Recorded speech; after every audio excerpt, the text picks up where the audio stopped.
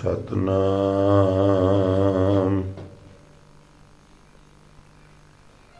करता पुरख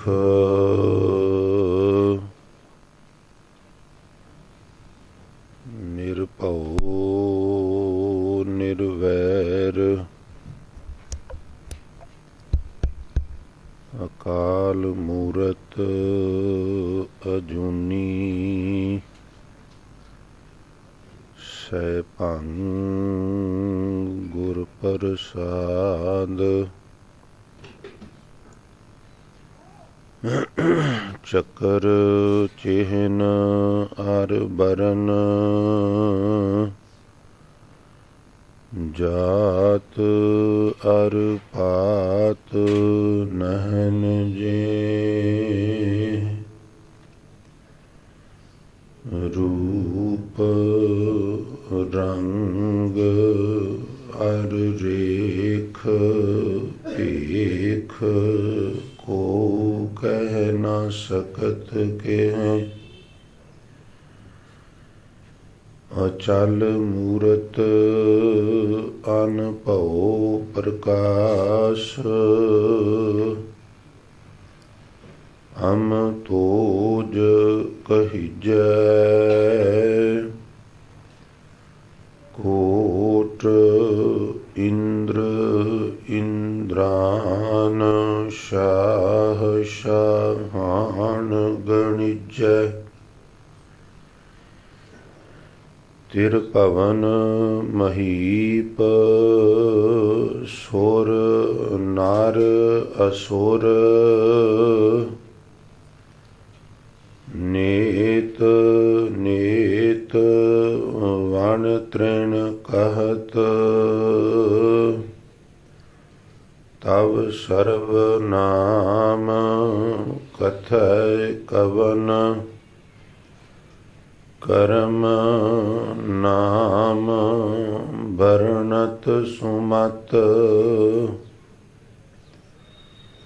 जिता जियो पिंड सब तेरा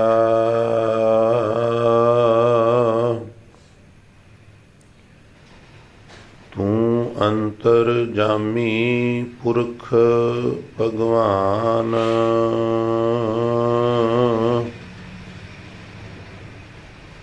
दासन दास कहे जन नानक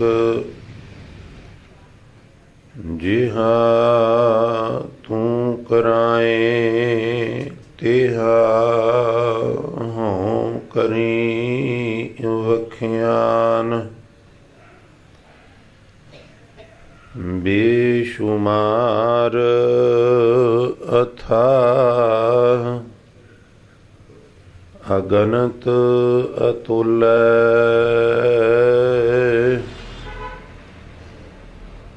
ज्यों बोलावो त्यों नानक दास बोले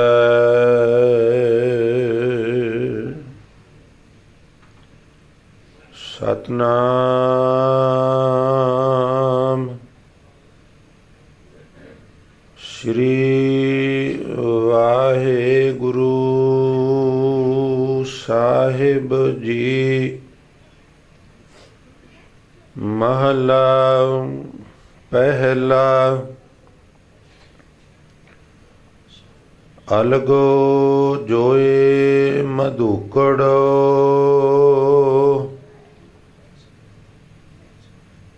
सारंग पाण सबाय हीरा हीरा विद्या नानक कंठ सुपाय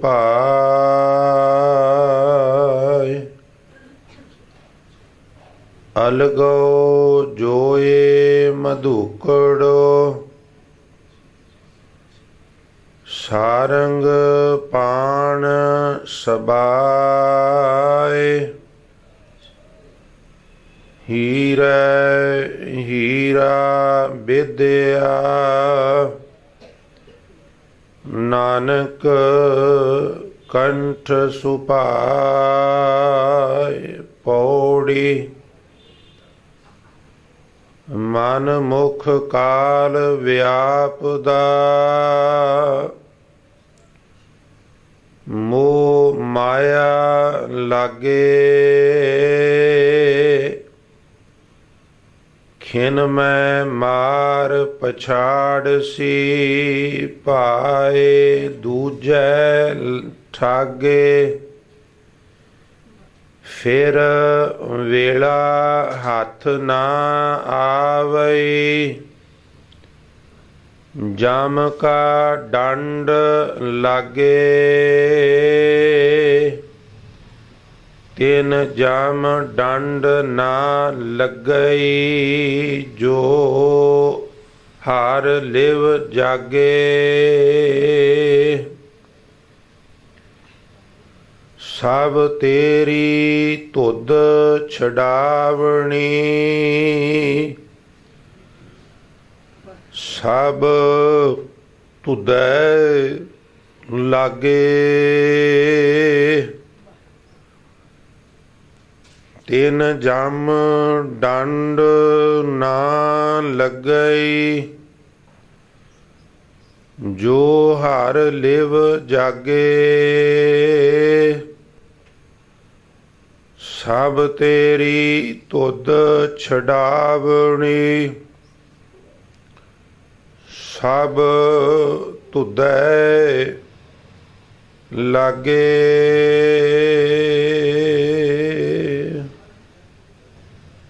ਵਾਹਿਗੁਰੂ ਜੀ ਕਾ ਖਾਲਸਾ, ਵਾਹਿਗੁਰੂ ਜੀ ਕੀ ਫਤਿਹ। ਪਰਮ ਸਨਮਾਨਯੋਗ ਜੁਗੋ ਜੁਗ ਅਟਲ ਚਵਰ ਛਤਰ ਅਤੇ ਸਿੰਘਾਸਨ ਦੇ ਮਾਲਕ, ਬਾਣੀ ਕੇ ਬੋਹਿਤ ਸਰਬ ਸਾਂਝੀਵਾਲਤਾ ਦੇ ਪ੍ਰਤੀਕ ਸ਼ਬਦ ਗੁਰੂ, ਧੰਨ ਧੰਨ ਸਾਹਿਬ ਸ੍ਰੀ ਗੁਰੂ ਗ੍ਰੰਥ ਸਾਹਿਬ ਮਹਾਰਾਜ ਜੀ ਦੀ ਪਾਵਨ ਪਵਿੱਤਰ ਹਜ਼ੂਰੀ ਅਤੇ ਜ਼ਾਹਰ ਪੀਰ ਜਗਤ ਗੁਰ ਬਾਬਾ ਧੰਨ ਗੁਰੂ ਨਾਨਕ ਸਾਹਿਬ ਮਹਾਰਾਜ ਜੀ ਤੇ ਦਲ ਭੰਜਨ ਗੁਰ ਸੂਰਮਾ ਬੜ ਜੋਧਾ ਬਹੁ ਪਰਉਪਕਾਰੀ ਸਤਿਗੁਰੂ ਸ੍ਰੀ ਗੁਰੂ ਹਰਗੋਬਿੰਦ ਸਾਹਿਬ ਮਹਾਰਾਜ ਜੀ ਦੀ ਪਵਿੱਤਰ ਚਰਨ ਛੋਹ ਪ੍ਰਾਪਤ ਮਹਾਨ ਪਵਿੱਤਰ ਇਤਿਹਾਸਕ ਸਥਾਨ ਗੁਰਦੁਆਰਾ ਸ੍ਰੀ ਦਮਦਮਾ ਸਾਹਿਬ ਦੁੱਗਰੀ ਲੁਧਿਆਣਾ ਵਿਖੇ ਸੁਭਾਇਮਾਨ ਬਹੁਤ ਹੀ ਸਤਿਕਾਰਯੋਗ ਗੁਰੂ ਸਵਾਰੀ ਸਾਧ ਸੰਗਤ ਜੀ, ਵਡਭਾਗੇ ਹੋ ਜੋ ਪ੍ਰਾਤः ਕਾਲ ਨੀਂਦ ਆਲਸ ਆਦਿ ਦਾ ਤਰਕ ਤਿਆਗ ਕਰਕੇ ਗੁਰੂ ਦਰਬਾਰ ਵਿੱਚ ਪਹੁੰਚ ਕੇ ਆਪ ਜੀ ਨੇ ਗੁਰੂ ਕਿਆਂ ਦੀ ਮੁਬਾਰਕ ਰਸਨਾ ਤੋਂ ਗੁਰਬਾਣੀ ਦੇ ਮਨੋਹਰ ਕੀਰਤਨ ਸਰਵਣ ਕਰਕੇ ਲਾਹੇ ਪ੍ਰਾਪਤ ਕੀਤੇ ਹਨ। ਸਨਮਾਨਯੋਗ ਸਾਧ ਸੰਗਤ ਜੀ, ਸਤਿਗੁਰੂ ਸਾਰਿਆਂ ਦੀ ਸੇਵਾ ਥਾਂ ਪਾਉਣ ਜੀ। ਸਤਿਗੁਰੂ ਜੀ ਦੀ ਕਿਰਪਾ ਅਤੇ ਆਪ ਸੰਗਤ ਦੀ ਆਸੀਸ ਅਤੇ ਸਹਿਯੋਗ ਸਦਕਾ ਜੋ ਇਸ ਪਾਵਨ ਸਥਾਨ ਤੇ ਸ੍ਰੀ ਗੁਰੂ ਗ੍ਰੰਥ ਸਾਹਿਬ ਮਹਾਰਾਜ ਜੀ ਦੇ ਪਵਿੱਤਰ ਬਚਨਾਂ ਦੀ ਲੜੀਵਾਰ ਕਥਾ ਵਿਚਾਰ ਦਾ ਸਿਲਸਿਲਾ ਨਿਰੰਤਰ ਜਾਰੀ ਹੈ, ਉਸ ਅਧੀਨ ਆਪ ਜੀ ਨੇ ਹੁਣੇ ਪਹਿਲੇ ਪਾਤਸ਼ਾਹ ਸ੍ਰੀ ਗੁਰੂ ਨਾਨਕ ਦੇਵ ਮਹਾਰਾਜ ਜੀ ਦਾ ਉਚਾਰਨ ਕੀਤਾ ਹੋਇਆ ਇੱਕ ਸ਼ਲੋਕ ਅਤੇ ਧੰਨ ਗੁਰੂ ਅਮਰਦਾਸ ਮਹਾਰਾਜ ਜੀ ਦੀ ਉਚਾਰਨ ਕੀਤੀ ਹੋਈ ਇੱਕ ਪਵਿੱਤਰ ਪੌੜੀ ਦਾ ਪਾਠ ਬੜੀ ਸ਼ਰਧਾ ਸ਼ਿੱਦਤ ਔਰ ਭਾਵਨਾ ਸਹਿਤ ਸਰਵਣ ਕੀਤਾ ਹੈ। ਸਤ ਸੰਗਤ, ਦਾਸ ਅਕਸਰ ਬੇਨਤੀ ਕਰਦਾ ਹੁੰਦਾ ਹੈ ਕਿ ਗੁਰਬਾਣੀ ਵਿਚਾਰ ਦਾ ਵਿਸ਼ਾ ਹੈ। ਇੱਥੋਂ ਤੱਕ ਵੀ ਜਦੋਂ ਸਾਰੇ ਸ੍ਰੀ ਗੁਰੂ ਗ੍ਰੰਥ ਸਾਹਿਬ ਮਹਾਰਾਜ ਬਾਰੇ ਸਿੱਖਾਂ ਨੇ ਗੁਰੂ ਅਰਜਨ ਸਾਹਿਬ ਸੱਚੇ ਪਾਤਸ਼ਾਹ ਨੂੰ ਪੁੱਛਿਆ ਵੀ ਮਹਾਰਾਜ ਆਪਣੀ ਜਗ੍ਹਾ ਤੇ, ਆਪਣੇ ਮੁਕਾਮ ਤੇ, ਆਪਣੇ ਆਸਣ ਤੇ ਤੁਸੀਂ ਪੋਥਾ ਸਾਹਿਬ ਦਾ ਪ੍ਰਕਾਸ਼ ਕਰਵਾ ਦਿੱਤਾ ਹੈ, ਆਪ ਤੁਸੀਂ ਸੰਗਤ ਵਿੱਚ ਬਰਾਜ ਗਏ ਹੋ, ਕੀ ਪੋਥਾ ਸਾਹਿਬ ਤੁਹਾਡੇ ਨਾਲੋਂ ਵਧੇਰੇ ਸਤਿਕਾਰਯੋਗ ਨੇ? ਮਹਾਰਾਜ ਨੇ ਕਿਹਾ ਸੀ ਹਾਂ, ਕਿਉਂਕਿ ਸਤਿਗੁਰ ਕੇਰ ਸਰੀਰ ਹੈ ਜੋ ਸਭ ਥਾਨ ਵਿਖੇ ਸਭ ਨਾ ਦਰਸੈ ਹੈ। ग्रंथ हृदा गुर को ये जानो उत्तम है सब काल रहे हैं। ਮੇਰੇ ਸਰੀਰ ਤੇ ਜਾਂ ਤੇ ਹੈ ਦੀਰਘ ਸਾਹਿਬ ਜਾਣ ਅਦਾਇਬ ਦੇ ਹੈ। ਇਹ ਵੀ ਮਹਾਰਾਜ ਨੇ ਆਖਿਆ। ਜਦੋਂ ਸਿੱਖਾ ਪੁੱਛਿਆ ਕੀ ਤਿਆਰ ਹੋ ਗਿਆ ਤੇ ਹਜ਼ੂਰ ਨੇ ਆਖਿਆ ਜਿਸ ਤਰ੍ਹਾਂ ਮਾਪੇ ਪੇਰੈਂਟਸ ਗਾਰਡੀਅਨ ਮਸ਼ੱਕਤ ਕਰਦੇ ਨੇ, ਪਿਤਾ ਕਮਾਉਂਦਾ ਏ, ਕਮਾਏ ਹੋਏ ਧਨ ਵਿੱਚੋਂ ਉਹ ਗਰੋਸਰੀ ਸੌਦਾ ਖਰੀਦ ਕੇ ਕਿਚਨ 'ਚ ਲਿਆ ਕੇ ਰੱਖਦਾ ਹੈ, ਮਾਂ ਮਿਹਨਤ ਮਸ਼ੱਕਤ ਕਰਦੀ ਏ, ਓੜਕ ਪ੍ਰਸ਼ਾਦ ਤਿਆਰ ਹੁੰਦਾ ਹੈ, ਥਾਲ ਪਰੋਸਿਆ ਜਾਂਦਾ ਹੈ ਔਰ ਪਰੋਸਿਆ ਹੋਇਆ ਥਾਲ ਬੱਚੇ ਦੇ ਸਾਹਮਣੇ ਰੱਖ ਕੇ ਮਾਂ ਪਿਓ ਬੜਾ ਪ੍ਰਸੰਨ ਹੁੰਦਾ ਹੈ ਵੀ ਸਾਡਾ ਬੱਚਾ ਇਹ ਸੰਤੁਲਿਤ ਆਹਾਰ ਜਿਹੜਾ ਹੈ, ਵਿਟਾਮਿਨ ਤੇ ਕੈਲਰੀ ਭਰਪੂਰ ਜਿਹੜਾ ਖਾਣਾ ਹੈ, ਇਹਨੂੰ ਖਾ ਕੇ ਰਿਸ਼ਟ ਪੁਸ਼ਟ ਹੋਵੇਗਾ। ਖਾਂਦਾ ਪੁੱਤਰ ਇਹ ਚਾਹ ਮਾਂ ਨੂੰ ਚੜ੍ਹਦਾ ਹੈ। ਜਿਸ ਤਰ੍ਹਾਂ ਸਰੀਰਕ ਖੁਰਾਕ ਦਾ ਆਰ ਪਾਰ ਮਾਪੇ ਕਰਦੇ ਨੇ, ਇਸ ਤਰ੍ਹਾਂ ਸਿੱਖੋ ਇਹ ਤੁਸੀਂ ਪੁੱਛਦੇ ਹੋ ਕੀ ਤਿਆਰ ਹੋ ਗਿਆ, ਇਹ ਮੈਂ ਤੁਹਾਡੀ ਰੂਹ ਦੀ, ਇਹ ਮੈਂ ਤੁਹਾਡੀ ਆਤਮਾ ਦੀ ਖੁਰਾਕ ਦਾ ਇੱਕ ਥਾਲ ਬਣਾਇਆ। ਜਦੋਂ ਪੁੱਛਿਆ ਉਸ ਥਾਲ ਵਿੱਚ ਕੀ ਕੁਝ ਪਰੋਸਿਆ ਜੇ, ਤੇ ਹਜ਼ੂਰ ਨੇ ਫਰਮਾਇਆ ਵੀ ਇਹਦੇ ਵਿੱਚ 7 ਸੰਤੋਖ ਵੀ ਏ। 7 ਕਹਿੰਦੇ ਨੇ ਦਾਨ ਨੂੰ, ਤੇ ਸੰਤੋਖ ਤੋਂ ਭਾਵ ਸਪਸ਼ਟ ਏ ਦਾਨ ਉਹ ਹੀ ਕਰ ਸਕਦਾ ਜਿਹੜਾ ਸੰਤੋਖੀ। ਦਾਨ ਕਰਨ ਲਈ ਜ਼ਿਆਦਾ ਨਹੀਂ ਚਾਹੀਦਾ। ਇਹ ਕੋਈ ਜ਼ਰੂਰੀ ਨਹੀਂ ਵੀ ਜਿਹਦੇ ਕੋਲ ਜ਼ਿਆਦਾ ਹੈ ਉਹ ਦਾਨ ਕਰੇਗਾ, ਜਿਹਦੇ ਕੋਲ ਥੋੜਾ ਹੈ ਉਹ ਨਹੀਂ ਕਰੇਗਾ। ਨਹੀਂ, ਦਾਨ ਕਰਨ ਲਈ ਹਿਰਦਾ ਅਮੀਰ ਹੋਣਾ ਚਾਹੀਦਾ। ਵਿਅਕਤੀ ਅਮੀਰ ਭਾਵੇਂ ਨਾਮ ਹੀ ਹੋਵੇ, ਥੋੜੇ ਚੋਂ ਥੋੜਾ ਵੀ ਦੇ ਦੇਗਾ। ਪਰ ਜਿਹੜਾ ਕੰਜੂਸ ਹੈ, ਜਿਹੜਾ ਸ਼ੂਮ ਹੈ, ਉਹ ਬਹੁਤੇ ਵਿੱਚੋਂ ਵੀ ਨਹੀਂ ਦੇ ਸਕਦਾ। ਇਸ ਲਈ 7 ਤੇ ਸੰਤੋਖ ਇੱਕੋ ਸਿੱਕੇ ਦੇ 2 ਪਹਿਲੂ ਨੇ। ਜਿੱਥੇ ਸੰਤੋਖ ਹੈ ਉੱਥੇ 7 ਹੈ, ਜਿੱਥੇ ਤ੍ਰਿਸ਼ਨਾ ਹੈ ਉੱਥੇ ਲੋਭ ਹੈ, ਉੱਥੇ ਤੇ ਦਾਨ ਹੋ ਨਹੀਂ ਸਕਦਾ। ਮਹਾਰਾਜ ਨੇ ਫਰਮਾਇਆ ਇਹਦੇ ਵਿੱਚ 7 ਸੰਤੋਖ ਹੈ ਔਰ ਵਿਚਾਰ ਹੈ। ਵਿਚਾਰ ਦਾ ਖਹਿੜਾ ਨਹੀਂ ਛੱਡਣਾ। ਜਬ ਲਗ ਦੁਨੀਆ ਰਹੀ ਹੈ, ਨਾਨਕ ਕਿਛ ਸੁਣੀਏ ਕਿਛ ਕਹੀਏ। ਜਦੋਂ ਤੱਕ ਸੰਸਾਰ ਵਿੱਚ ਰਹਿਣਾ, ਕੁਝ ਨਾ ਕੁਝ ਵਿਚਾਰ ਕਹਿੰਦੇ ਰਹਿਣਾ, ਕੁਝ ਨਾ ਕੁਝ ਵਿਚਾਰ ਸੁਣਦੇ ਰਹਿਣਾ, ਵਿਚਾਰ ਨਾਲ ਲਗਾਤਾਰ जुड़े रहना। और तीजी वस्तु है अमृत नाम ठाकुर का पयो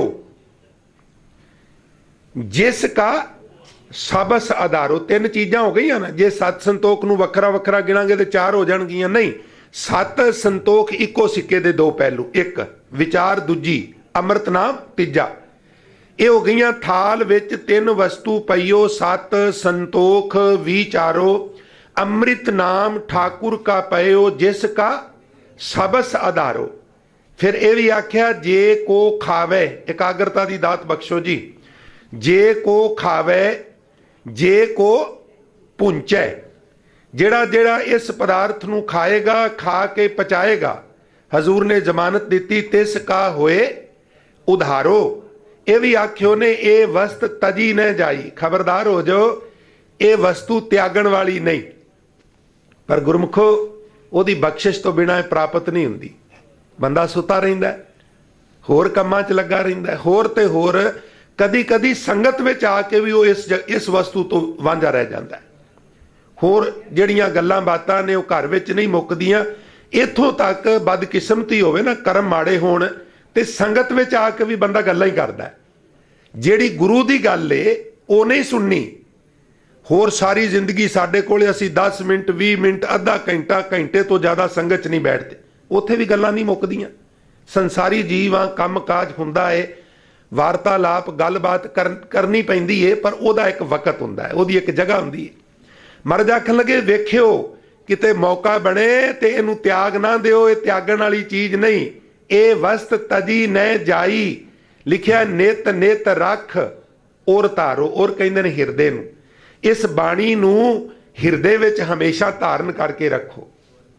ਤਮ ਸੰਸਾਰ ਚਰਨ ਲੱਗ ਤਰੀਐ। ਇਹ ਹਨੇਰਾ ਸੰਸਾਰ ਗੁਰੂ ਦੇ ਚਰਨਾਂ ਦੇ ਕੋਲੋਂ ਰੋਸ਼ਨੀ ਲੈ ਕੇ ਤਰਿਆ ਜਾ ਸਕਦਾ। ਫਿਰ ਆਖਿਆ ਸਭ ਨਾਨਕ ਬ੍ਰਹਮ ਪਸਾਰੋ। ਇਸ ਵਾਸਤੇ ਸਾਧ ਸੰਗਤ ਗੁਰਬਾਣੀ ਦਾ ਜਦੋਂ ਵੀ ਅਸੀਂ ਪਾਠ ਕਰਨੇ ਆ, ਹਰ ਸ਼ਲੋਕ, ਹਰ ਸ਼ੰਤ, ਹਰ ਪੌੜੀ, ਹਰ ਸ਼ਬਦ, ਹਰ ਅਸ਼ਟਪਦੀ, ਆਕਾਰ ਕਿਸੇ ਤਰ੍ਹਾਂ ਦਾ ਵੀ ਹੋਵੇ, ਛੰਦਾਬੰਦੀ ਕਿਸੇ ਤਰ੍ਹਾਂ ਦੀ ਵੀ ਹੋਵੇ, ਉਹ ਵਿਚਾਰ ਦੇ ਗੋਚਰੀ ਹੁੰਦੀ ਹੈ। ਵਿਚਾਰ ਦਾ ਵਿਸ਼ਾ ਪ੍ਰਧਾਨ 3 ਵਿਸ਼ਿਆਂ ਵਿੱਚੋਂ ਇੱਕ ਵਿਸ਼ਾ ਹੈ। ਇਸ ਵਾਸਤੇ ਗੁਰਬਾਣੀ ਸਮਝਣ ਸਮਝਾਉਣ ਦਾ ਵਿਸ਼ਾ ਹੈ। ਜਦੋਂ ਕਿਤੇ ਬਿਧ ਬਣੇ, ਜ਼ਰੂਰ ਇਹ ਕੋਸ਼ਿਸ਼ ਕਰੀਏ ਵੀ ਜਿਹੜਾ ਸ਼ਬਦ ਹੁਣੇ ਹੁਣੇ ਸੁਣਿਆ ਹੈ ਇਹਦੇ ਪਦ ਅਰਥ ਕੀ ਨੇ, ਅਲਗੋ ਇਹਦੇ ਕੀ ਅਰਥ ਨੇ, ਜੋਏ ਇਹਦੇ ਕੀ ਅਰਥ ਨੇ, ਮਧੂਕੜੋ ਇਹਦੇ ਕੀ ਅਰਥ ਨੇ। ਪਹਿਲਾਂ ਪਦ ਅਰਥ, ਫਿਰ ਸਰਲ ਅਰਥ, ਫਿਰ ਭਾਵ ਅਰਥ, ਉਹਨਾਂ ਨੂੰ ਫਿਰ ਚੰਗੀ ਤਰ੍ਹਾਂ, ਜਿਵੇਂ ਪਿਆਸ ਵਿੱਚ ਗਰਮੀ ਵਿੱਚ ਅਸੀਂ ਰੂਹ ਅਫਜੇ ਦਾ ਸਕੈਚ ਬਣਾ ਕੇ ਛਕਨੇ ਹਾਂ ਤੇ ਪਿਆਸ ਬੁੱਝ ਜਾਂਦੀ ਹੈ, ਇਸ ਤਰ੍ਹਾਂ ਫਿਰ ਗੁਰਬਾਣੀ ਦਾ ਸਕੈਚ ਬਣਾ ਕੇ ਜਿਹੜਾ ਸਾਡੇ ਸਾਰੇ ਸ਼ੰਕੇ ਨਿਵਰਤ ਕਰਦਾ ਹੈ, ਜਿਹੜਾ ਸਾਡੇ ਖਾਨੇ ਵਿੱਚ ਪੈ ਜਾਏ, ਸਾਨੂੰ ਸਮਝ ਆ ਜਾਏ ਤੇ ਅਸੀਂ ਫਿਰ ਉਹਨੂੰ ਅਮਲ ਵਿੱਚ ਲਿਆ ਕੇ ਜੀਵਨ ਸਫਲ ਕਰ ਸਕੀਏ।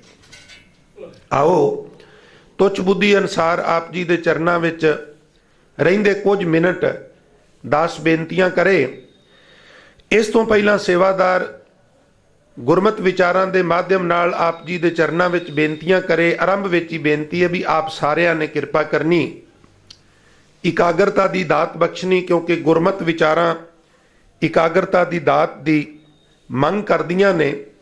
ਔਰ ਇਕਾਗਰਤਾ ਵਾਸਤੇ ਇੱਕ ਵਾਰ ਸਾਰੀ ਸੰਗਤ ਪਿਆਰ ਭੇਜ ਖੁੱਭ ਕੇ ਇਕੱਠੇ ਹੋ ਕੇ ਸਾਧ ਸੰਗਤ ਬੇਨਤੀ ਪ੍ਰਵਾਨ ਕਰੋ ਤੇ ਉਚਾਰਨ ਕਰ ਆਖੋ ਜੀ ਸਤਨਾਮ ਸ੍ਰੀ। ਫਿਰ ਕਿਰਪਾ ਕਰੋ ਆਖੋ ਜੀ ਸਤਨਾਮ ਸ੍ਰੀ। ਹਜ਼ੂਰ ਗੁਰੂ ਨਾਨਕ ਸਾਹਿਬ ਮਹਾਰਾਜ ਜੀ ਦਾ ਉਚਾਰਨ ਕੀਤਾ ਹੋਇਆ ਸ਼ਲੋਕ, ਅਲਗੋ ਜੋਏ ਮਧੂਕੜੋ ਸਾਰੰਗ ਪਾਣ ਸਵਾਏ। ਅਲਗੋ ਦੇ ਅਰਥ ਨੇ ਅਲੱਗ, ਵੱਖਰਾ, ਤੇ ਮਧੂਕੜੋ ਦੇ ਇੱਥੇ ਅਰਥ ਨੇ ਮਧੂਕਰ ਤੋਂ।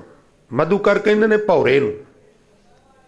ਗੁਰਮਖੋ ਗੁਰੂ ਨਾਨਕ ਸਾਹਿਬ ਸੱਚੇ ਪਾਤਸ਼ਾਹ ਬਖਸ਼ਿਸ਼ ਕਰਦੇ ਵੀ ਸਾਰੰਗ ਪਾਣ ਸਬਾਏ। ਸਾਰੰਗ ਕਹਿੰਦੇ ਨੇ ਤਨੁੱਖ ਨੂੰ, ਪਾਣ ਕਹਿੰਦੇ ਨੇ ਹੱਥ ਨੂੰ। ਕਿਤੇ ਕਿਤੇ ਅਕਾਲ ਪੁਰਖ ਨੂੰ ਇਸ ਰੂਪ ਵਿੱਚ ਵੀ ਵੇਖਿਆ ਗਿਆ ਵੀ ਉਹਨਾਂ ਦੇ ਹੱਥ ਵਿੱਚ ਤਨਖ ਹੈ। ਜੇ ਬਿਲਕੁਲ ਅਖੀਰਲੇ ਅਰਥਾਂ ਜਾਈਏ ਤੇ ਸਾਰੰਗ ਪਾਣ ਦੇ ਅਰਥ ਰੱਬ ਜੀ, ਸਬਾਏ ਦੇ ਅਰਥ ਹਰ ਜਗ੍ਹਾ। ਰੱਬ ਜੀ ਹਰ ਜਗ੍ਹਾ ਤੇ ਬਿਰਾਜਮਾਨ ਨੇ। ਜਿਹੜਾ ਵਿਅਕਤੀ ਸੰਸਾਰ ਵਿੱਚ ਰਹਿ ਕੇ ਸੰਸਾਰ ਤੋਂ ਨਿਰਲੇਪ ਰਹਿੰਦਾ, ਅਲਗੋ ਜੋਏ, ਸੰਸਾਰ ਦੇ ਵਿੱਚ ਰਹਿੰਦਾ ਪਰ ਫਿਰ ਵੀ ਸੰਸਾਰ ਤੋਂ ਅਲੱਗ ਰਹਿੰਦਾ, ਮਤਲਬ ਉਹਦੇ ਵਿੱਚ ਖਚਤ ਨਹੀਂ ਹੁੰਦਾ। ਜਿਹੜਾ ਇਸ ਤਰ੍ਹਾਂ ਦਾ ਗੁਰਸਿੱਖ ਭੌਰਾ ਬਣ ਗਿਆ, ਉਹ ਸਾਰੰਗ ਪਾਣ ਸਬਾਏ ਅਕਾਲ ਪੁਰਖ ਨੂੰ ਹਰ ਜਗ੍ਹਾ ਤੇ ਦੇਖਦਾ ਹੈ। ਹੁਣ ਗੁਰਮਤ ਦੇ ਪ੍ਰਕਾਸ਼ ਤੋਂ ਪਹਿਲਾਂ ਨਾ ਸਾਧ ਸੰਗਤ ਧਰਮ ਦਾ ਬੋਲਬਾਲਾ ਤਦੋਂ ਵੀ ਸੀ, ਲੋਕ ਸਿਮਰਨ ਤਦੋਂ ਵੀ ਕਰਦੇ ਸਨ ਤੇ ਕਰਵਾਉਂਦੇ ਸਨ, ਉਚੇਚਾ ਧਿਆਨ ਦਿਆ ਜੇ। ਪਰ ਹੁੰਦਾ ਕੀ ਸੀ ਵੀ ਪ੍ਰਭੂ ਦੀ ਪ੍ਰਾਪਤੀ ਲਈ ਲੋਕ ਘਰ ਪਰਿਵਾਰ ਸੰਸਾਰ ਗ੍ਰਸਤ ਨੂੰ ਤਿਆਗ ਕੇ ਤੇ ਵਸੋਂ ਵਾਲੇ ਇਲਾਕੇ ਤੋਂ ਦੂਰ ਚਲੇ ਜਾਣਾ, ਪਹਾੜਾਂ ਦੀਆਂ ਕੰਦਰਾਂ ਵਿੱਚ ਚਲੇ ਜਾਣਾ, ਜੰਗਲਾਂ ਵਿੱਚ ਚਲੇ ਜਾਣਾ, ਤੀਰਥਾਂ ਤੇ ਚਲੇ ਜਾਣਾ, ਵਿੱਥ ਬਣਾ ਲੈਣੀ, ਦੂਰੀ ਬਣਾ ਲੈਣੀ ਔਰ ਕਹਿਣਾ ਵੀ ਪ੍ਰਮਾਤਮਾ ਦੀ ਪ੍ਰਾਪਤੀ ਲਈ ਅਸੀਂ ਸਭ ਕੁਝ ਤਿਆਗ ਦਿੱਤਾ। ਹਾਲਾਂਕਿ ਇਹ ਸਭ ਕੁਝ ਤਿਆਗ ਕੇ ਵੀ ਕਈ ਵਾਰ ਤਿਆਗਿਆ ਨਹੀਂ ਜਾਂਦਾ। ਬਾਣੀਕਾਰਾਂ ਨੇ ਕਿਤੇ ਕਿਤੇ ਇਸ ਤਰ੍ਹਾਂ ਦੇ ਬਚਨ ਕੀਤੇ ਨੇ। ਮਹਾਰਾਜ ਕਹਿੰਦੇ ਨੇ ਵੀ ਸਭ ਕੁਝ ਛੱਡ ਕੇ ਨਾ ਬੰਦਾ ਸਭ ਕੁਝ ਛੱਡ ਕੇ ਤੇ ਆ ਜਾਂਦਾ, ਪਰ ਜੋ ਛੱਡਣਾ ਹੈ ਉਹ ਛੱਡ ਕੇ ਨਹੀਂ ਆਉਂਦਾ, ਜੋ ਨਹੀਂ ਛੱਡਣਾ ਉਹ ਛੱਡ ਕੇ ਆ ਜਾਂਦਾ। ਜਿਹੜੇ ਨਹੀਂ ਸਨ ਛੱਡਣੇ ਉਹ ਨਾਲ ਹੀ ਆ ਗਏ। ਪੰਚ ਚੰਡਾਲ ਨਾਲੇ ਲੈ ਆਇਆ, ਜੰਗਲ ਵਿੱਚ ਟੁਰ ਗਿਆ, ਪਹਾੜਾਂ ਦੀਆਂ ਕੰਦਰਾਂ 'ਚ ਟੁਰ ਗਿਆ। ਔਰ ਕਈ ਵਾਰ ਅਸੀਂ ਘਰ ਪਰਿਵਾਰ ਨੂੰ ਸਮਝਦੇ ਹਾਂ ਛੱਡ ਦਿੱਤਾ, ਛੱਡਦੇ ਫਿਰ ਵੀ ਨਹੀਂ। ਉਹ ਚਿੱਤ ਵਿੱਚ ਸੁਰਤ ਵਿੱਚ ਵਸਦਾ ਰਹਿੰਦਾ ਹੈ ਜਾਂ ਤਿਆਗ ਦਾ ਅਹੰਕਾਰ ਆ ਜਾਂਦਾ ਹੈ। ਬੜੀ ਪੁਰਾਣੀ ਗੱਲ ਏ, ਉਹਨਾਂ ਜ਼ਮਾਨਿਆਂ 'ਚ ਪਿੰਡਾਂ ਦੇ ਵਿੱਚ ਕਾਰ ਸੇਵਾ ਵਾਲੇ ਮਹਾਂਪੁਰਸ਼ਾਂ ਬਾਬਿਆਂ ਜਾਣਾ ਤੇ ਉਹਨਾਂ ਨੇ ਵਿਅਕਤੀਤਵ ਰੂਪ 'ਚ ਮਿਲ ਕੇ ਕਹਿਣਾ, ਬਈ ਫਲਾਣੇ ਇਤਿਹਾਸਕ ਸਥਾਨ ਦੀ ਸੇਵਾ ਲੱਗੀ ਏ, ਤੂੰ 1 ਵਰ੍ਹੇ ਦੀ ਸੇਵਾ ਲਿਖਵਾ। ਕਿਸੇ ਨੂੰ ਕਹਿਣਾ ਵੀ ਤੂੰ 2 ਵਰ੍ਹਿਆਂ ਦੀ ਲਿਖਵਾ, ਕਿਸੇ ਨੂੰ ਕਹਿਣਾ ਤੂੰ ਮਹੀਨੇ ਦੀ। ਉਦੋਂ ਨੈਣ ਪ੍ਰੈਣ ਕੰਮ ਕਰਦੇ ਸਨ। 9ਵੀਂ 10ਵੀਂ ਦਾ ਦਾਸ ਉਦੋਂ ਵਿਦਿਆਰਥੀ ਸੀ ਤੇ ਮੌਕਾ ਬਣਿਆ। ਭੇਵੇ ਇਤਿਹਾਸਕ ਗੁਰਦੁਆਰੇ ਬਹੁਤ ਨੇ, ਕੁਰੂਕਸ਼ੇਤਰ, ਭੇਵਾ ਤੋਂ ਦਾਸ ਦਾ ਨਗਰ ਉੱਥੋਂ ਨਜ਼ਦੀਕ ਹੋਣ ਕਰਕੇ ਕਈ ਵਾਰ ਉੱਥੇ ਉਹਨਾਂ ਇਤਿਹਾਸਕ ਗੁਰਦੁਆਰਿਆਂ ਦੀ ਸੇਵਾ ਵਿੱਚ ਜਾਣ ਦਾ ਮੌਕਾ ਮਿਲਿਆ।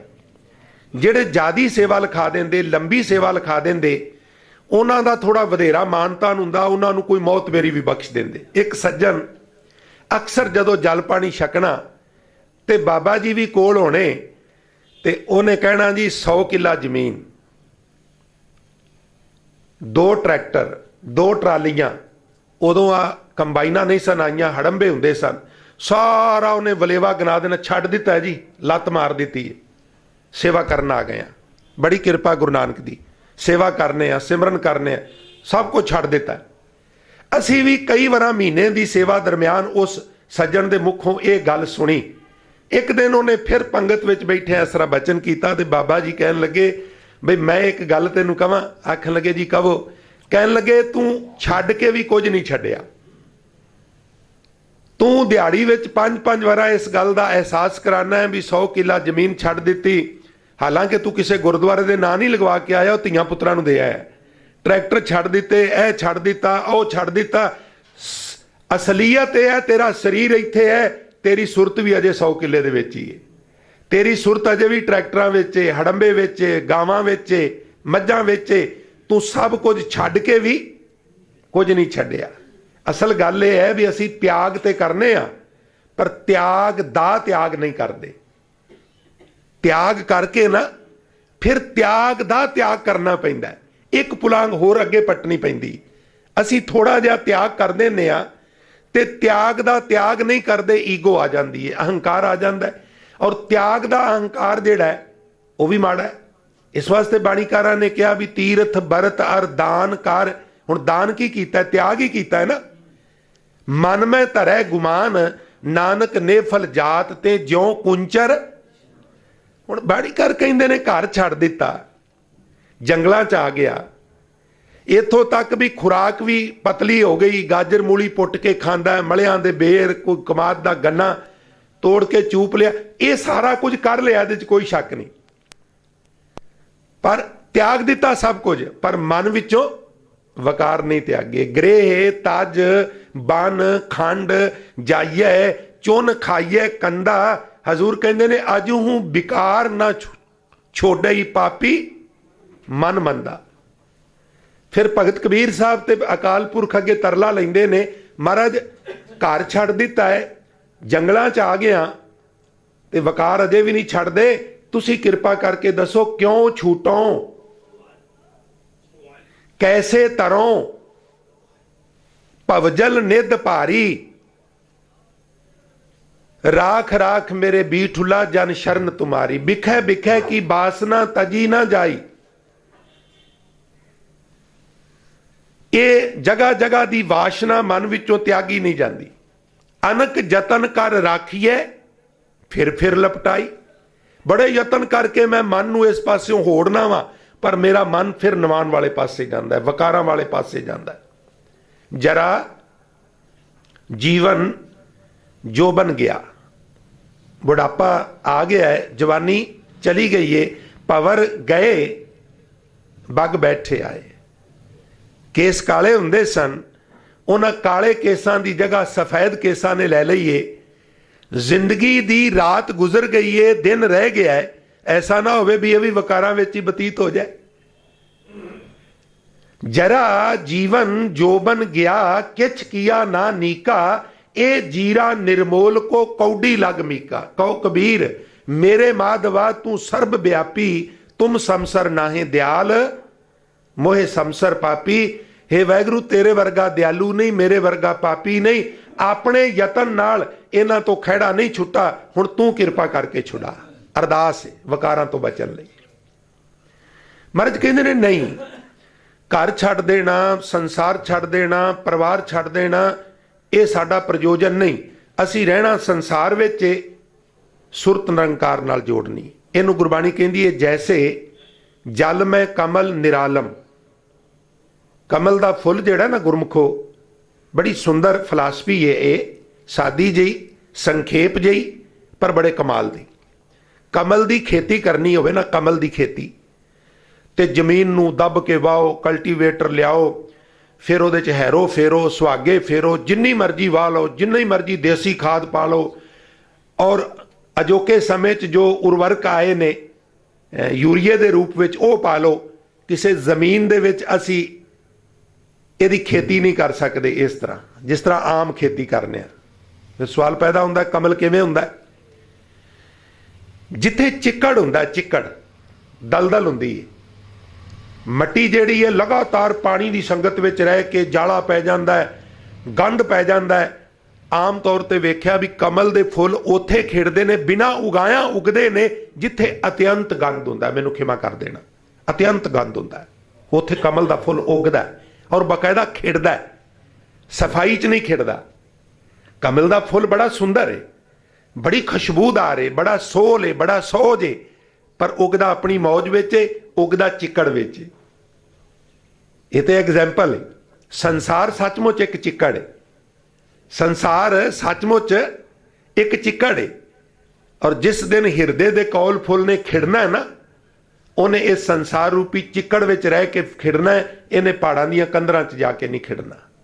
इनू हजूर कहते ने जैसे जल में कमल नरालम, एक ते खिड़दा चिक्कड़ च, दूजा चिक्कड़ विच उगण दे बावजूद कुदरत ने उन्होंने इस तरह की शेप दी है भी चिक्कड़ जिहड़ा है ਉਹਦੀ टाणी तो पत्तियां तो फुल तो तिलक जाता है, लेस मात्र भी उन्होंने मैला नहीं कर सकता। वो वाटर प्रूफ है, चिक्कड़ प्रूफ है बिल्कुल। ਉਹਦੇ ਵਿੱਚ ਹੁੰਦਾ ਹੋਇਆ ਵੀ ਉਹਦੇ ਤੋਂ ਬਾਅਦ ਹਰੇਕ ਪੰਛੀ ਜਦੋਂ ਗਿੱਲਾ ਹੁੰਦਾ ਹੈ, ਭਿੱਜ ਜਾਂਦਾ ਹੈ ਬਾਰਿਸ਼ ਵਿੱਚ ਇਸ਼ਨਾਨ ਕਰਨ ਤੋਂ ਬਾਅਦ, ਤੇ ਆਪਣੇ ਖੰਭ ਫਟਕਦਾ ਹੈ, ਸੁਕਾਉਂਦਾ ਹੈ, ਫਿਰ ਪ੍ਰਵਾਜ ਲੈਂਦਾ ਹੈ। ਪਰ ਮੁਰਗਾਬੀ ਨੂੰ ਪ੍ਰਵਾਜ ਲੈਣ ਲਈ ਖੰਭ ਛੰਡਣੇ ਨਹੀਂ ਪੈਂਦੇ, ਸੁਕਾਣੇ ਨਹੀਂ ਪੈਂਦੇ, ਉਹ ਪਾਣੀ ਵਿੱਚੋਂ ਸਿੱਧੀ ਆਕਾਸ਼ ਵਿੱਚ ਪ੍ਰਵਾਜ ਲੈ ਜਾਂਦੀ ਹੈ। ਇਸੇ ਤਰ੍ਹਾਂ ਮੇਰਾ ਸਿੱਖ ਜਿਸ ਤਰ੍ਹਾਂ ਜਲ ਵਿੱਚ ਕਮਲ ਨਿਰਲੇਪ ਰਹਿੰਦਾ ਹੈ, ਤੇ जिस तरह मुरगाबी किसी तालाब विचों सीधी आकाश विच शिकारी नूं वेख के उडारी ला जाती है, इस तरह मेरा सिख रहेगा संसार विच, पर संसार विच वो लिपत नहीं होवेगा, खचत नहीं होवेगा। अज भी गुरु नानक साहब शब्दावली अल्फाज थोड़े अलग ने, पर सिद्धांत वही है, अलगो जोए मधुकड़ो सारंग पान सबाए। प्रवान वो है जिहड़ा संसार विच रह के संसार तो अलग रहिंदा है, जिहड़ा संसार विच रह के संसार विच खचत नहीं गा हुंदा। जदों महाराज गुरु नानक साहब सच्चे पातशाह दी सिद्धां नाल भी गोश्त हुंदी है, ते साध संगत उत्थे सिद्धां नाल भी महाराज दा जिहड़ा मतभेद है इस गल नूं लैके भी वो कहिंदे ने भी निरंकार दी प्राप्ति लई संसार दा त्याग बड़ा जरूरी। ये नहीं हो सकता भी मनुख रवे संसार विच रवे परिवार विच ते निरंकार की प्राप्ति कर ले। जोग मत इस गल ते बड़ा जोर देंदा भी निरंकार नूं प्राप्त करना है ते संसार का त्याग कर दे, भज जा संसार नूं छड्ड के। पुत्र विलकदे होण, धीआं विलकदियां होण, पति रोंदी पत्नी रोंदी होवे, माँ प्यो दुखी होवे, जे निरंकार नूं पाना है ते इन्हां नूं छड्ड के चला जा। जे इन्हां दे कोल रवेंगा, मोह च रवेंगा ते तैनूं निरंकार की प्राप्ति नहीं होवेगी। समत बख्श महाराज।